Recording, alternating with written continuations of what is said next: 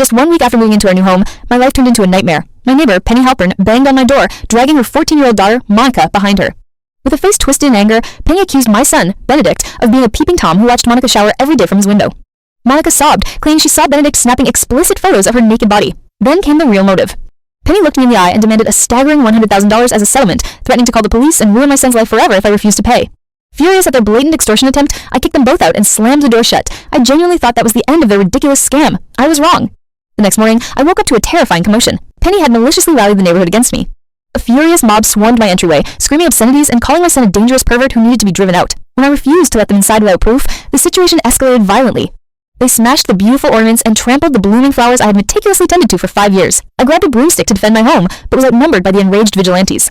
A massive man shoved me backward with tremendous force, sending me crashing hard into the edge of a shoe cabinet.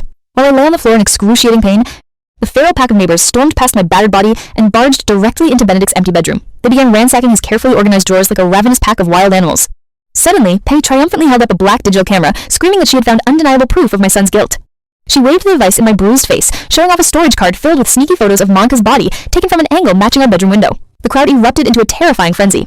Even though we had never owned a digital camera in our lives, the angry neighbors instantly began hurling insults, threatening to drag my innocent son out by his ears.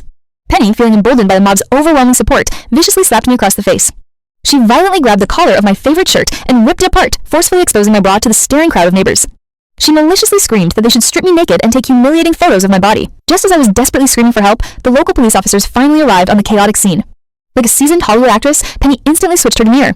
She burst into dramatic crocodile tears, hugging her daughter and feeding the officers a fabricated lie about how my terrible son had traumatized her child and posted naked pictures online.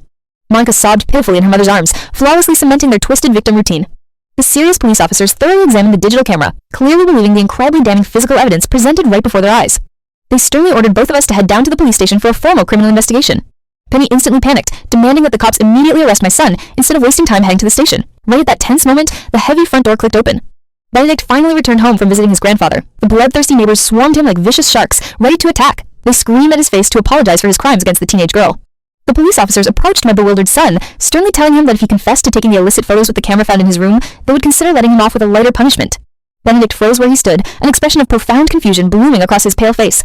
Without saying a word to the angry crowd, my son reached up with shaking hands and took off his dark sunglasses, exposing his milky gray, unseeing eyes directly to the suddenly dead silent, completely shocked room. But I was born completely blind, everyone, he quietly stated to the stunned crowd. Now, with the silent neighborhood and the stern police officers watching her every move, how exactly is the manipulative Penny going to explain the fully loaded digital camera she claimed my blind son used to spy on her daughter?